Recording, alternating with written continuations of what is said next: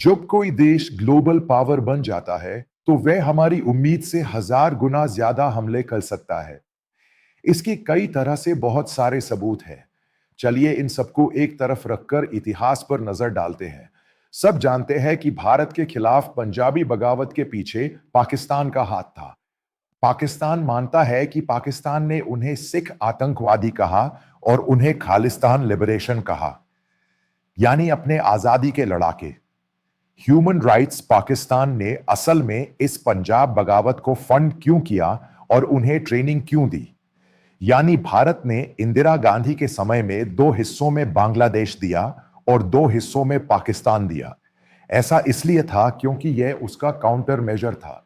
यह पंजाब का मुद्दा भारत के खिलाफ बनाया गया और फिर यह कश्मीर में चला गया और कश्मीर कंट्रोल में आ गया।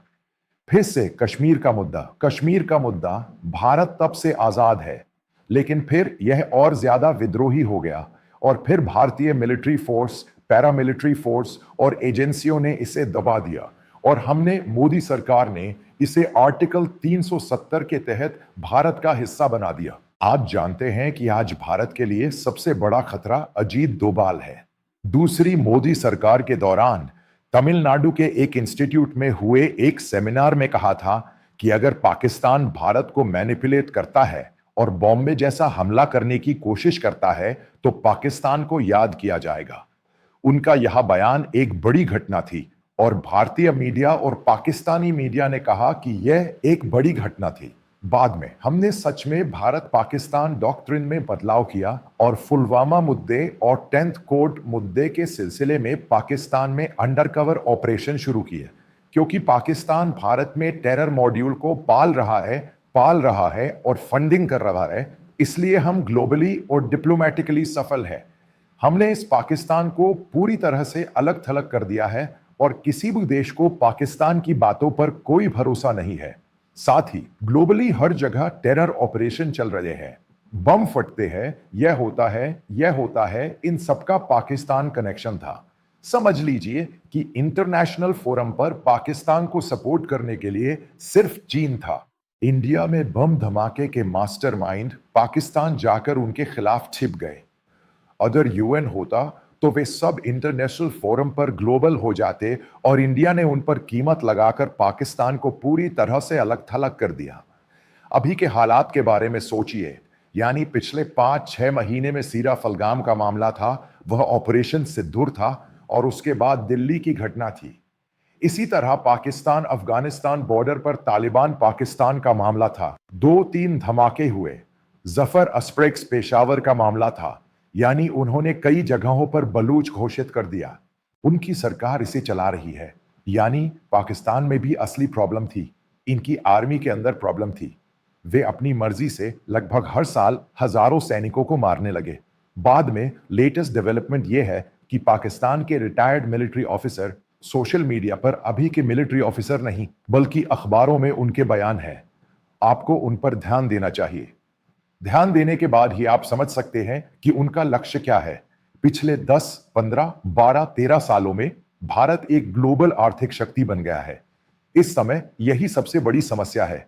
सबसे ज्यादा समस्या जिस समस्या ने पैदा की है वह है कोविड के बाद चीन को लगा झटका। यूरोपियन देशों में चीन के साथ डील करना ठीक नहीं चल रहा है। ट्रंप एडमिनिस्ट्रेशन चीन के साथ ठीक नहीं चल रहा है, क्योंकि ट्रंप एडमिनिस्ट्रेशन चीन से बात कर रहा है।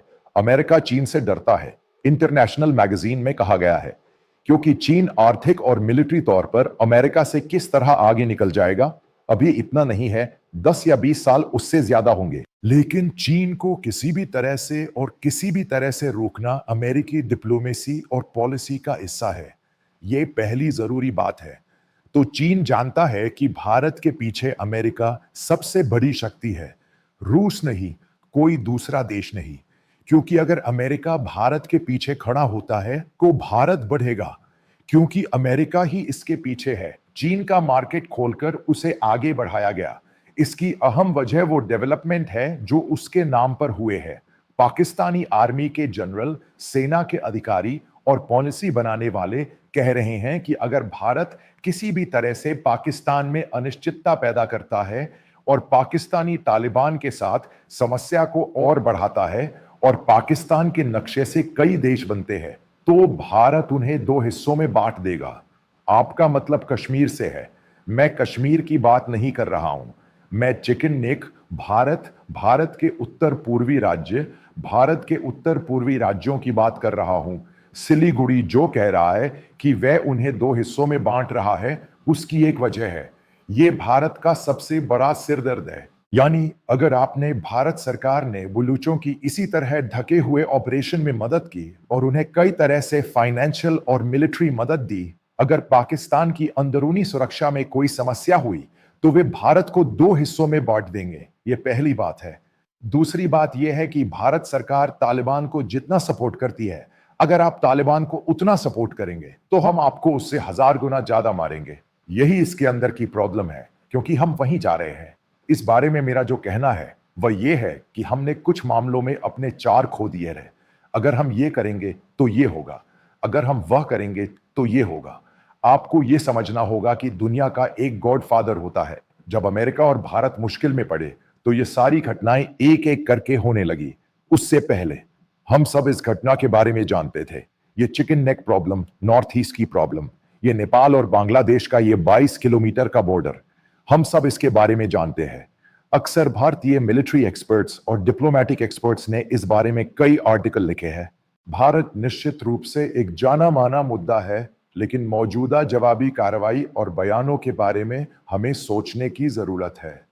ये बातें उतनी आसान नहीं है जितना हम कहते हैं। इन्हीं चीजों की वजह से पाकिस्तान भारत के साथ है, क्योंकि चीन भारत को बढ़ने से रोकने के लिए कोई भी तरीका अपनाएगा। जब आप यह गलबान और दोकलाम का मामला लेते हैं तो आपको उस समय को देखना चाहिए। यह सब ऐसे समय में हो रहा है जब भारतीय प्रधानमंत्री ग्लोबल स्टेज पर पॉपुलर है, यानी अंदरूनी तनाव, भारतीय सीमा विवाद और भारत के अंदर की समस्याएं एक एक करके। उसके बाद उस समय भारत की आंतरिक समस्याएं इतनी गंभीर नहीं थी। फिर चीन ने खुद आगे बढ़कर भारत को बदनाम करने का प्रयास किया। ये सब कोविड महामारी के दौरान हो रहा है, क्योंकि चीन जानता है कि ये महामारी से जुड़ा मामला है। यूरोपीय देशों और विश्व के अन्य देशों को चीन पर शक होने लगा है, यानी भरोसे का सवाल है। जैसा कि मैंने पहले कहा, कोई भी चीन के साथ व्यापार करने जाता है तो वह वापस नहीं आता, क्योंकि कोविड की वजह से व्यापारिक संबंध टूट गए हैं। फिर जब वे वापस आते हैं तो कोविड भी साथ लाते हैं। ऐसे में चीन पर भरोसा कैसे किया जा सकता है? इसलिए दुनिया के अधिकांश देशों का चीन पर भरोसा नहीं है। यही इसका मुख्य कारण है। लेकिन पिछले 30 वर्षों में चीन ने इतनी प्रगति की है कि वह दुनिया की दूसरी सबसे बड़ी अर्थव्यवस्था बन गया है। चीन और अमेरिका के बीच थोड़ा फर्क है। दोनों मिलिट्री और आर्थिक रूप से मजबूत हुए हैं। वैश्विक स्तर पर चीन का स्थान बहुत बड़ा है। आपको यह समझना चाहिए कि चीन की अर्थव्यवस्था भारत और भारतीय अर्थव्यवस्था से 5 गुना बड़ी है। चीन की अर्थव्यवस्था शीर्ष पर है। इसे नीचे नहीं गिरना चाहिए। इसे बनाए रखना और आगे बढ़ाना जरूरी है। यह सबसे महत्वपूर्ण बात है, इसलिए इसका गिरना संभव है। इसके पीछे क्या कारण थे? कोविड से जुड़े अमेरिकी और यूरोपीय देशों ने अपनी आउटसोर्सिंग भारत में स्थानांतरित करने की कोशिश की। चाहे वह एप्पल हो, जिसका आधा उत्पादन भारत में होता है, या आईफोन निर्माण, या एंड्रॉयड उपकरण, या इलेक्ट्रॉनिक्स आइटम्स, या कई जापानी कंपनियां, कई यूरोपीय कंपनियां जो वैश्विक स्तर पर है, उन्होंने अपना हिस्सा भारत में स्थानांतरित कर लिया है। कुछ कंपनियां वियतनाम चली गई हैं। चीन किसी भी हालत में ऐसा नहीं होने देगा। आपको याद होगा कि लगभग 1.5 साल पहले लोगों ने अपनी मर्जी से भारतीय स्टॉक एक्सचेंज से पैसे निकाले और इस बारे में सोचने से इनकार कर दिया। उस समय भारतीय स्टॉक एक्सचेंज में पैसे भारतीय नहीं बल्कि चीनी निवेशक लगा रहे थे। इसका मतलब था कि उन्हें दुनिया को दिखाने के लिए भारत पर भरोसा नहीं था। इसलिए हमने पैसे निकालकर सीधे चीनी बाजार में निवेश किया। यह एक रणनीति थी जिसे चीन ने अंजाम दिया, यानी चीन ने भारतीय स्टॉक एक्सचेंज और बाजार में निवेश किया। लेकिन अचानक वे पीछे हट गए, क्योंकि उन्हें दुनिया को दिखाने के लिए चीन पर अधिक भरोसा है। चीनी बाजार पर उनका भरोसा मजबूत है। उस समय के हालात को समझना जरूरी है। यह उस समय हुआ जब चीनी रियल एस्टेट में मंदी चल रही थी।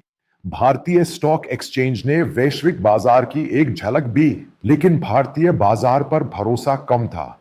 आपको यह समझना चाहिए कि जिस देश ने कहा था कि चीन हर तरह से प्रॉक्सी है, वह सही था।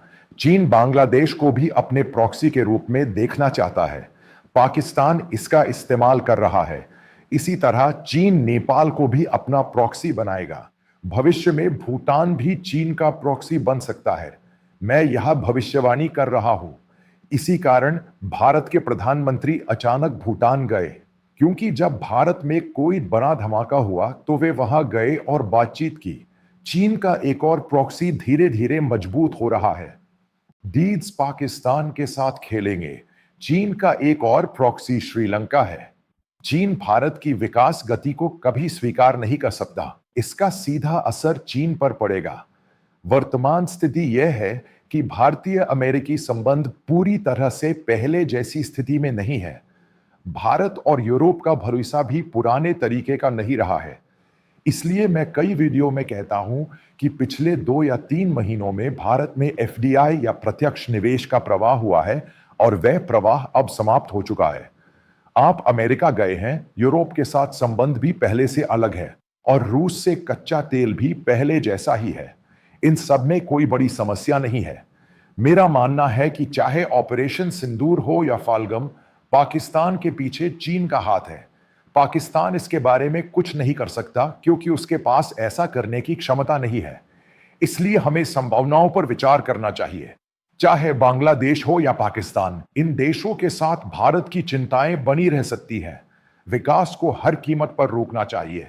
भारत को अंतरराष्ट्रीय मंच से खत्म कर देना चाहिए। एक ताजा घटना आप जानते हैं कि ब्रिक्स बैंक, जो मूल रूप से ब्रिक्स नामक एक आर्थिक सहयोग संगठन है, जिसमें ब्राजील, भारत, दक्षिण अफ्रीका और चीन शामिल है, इस बार चीन ने इसकी मांग की है। पाकिस्तान को ब्रिक्स में सदस्य के रूप में शामिल किया जाए। भारत इसे स्वीकार कर सकता है, लेकिन मना भी कर सकता है।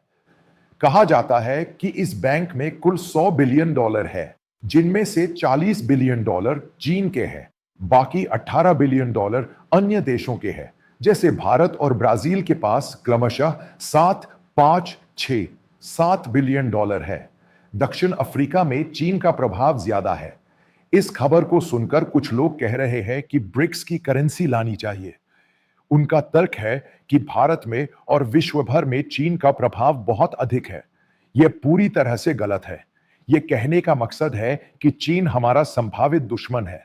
यह सीधे पाकिस्तान की बात नहीं कर रहा है, बल्कि कह रहा है कि गलवान, डोकलाम, लद्दाख जैसे मुद्दे वहां समस्या पैदा कर सकते हैं। बाकी समय चीन पाकिस्तान के साथ ही खेल खेलेगा।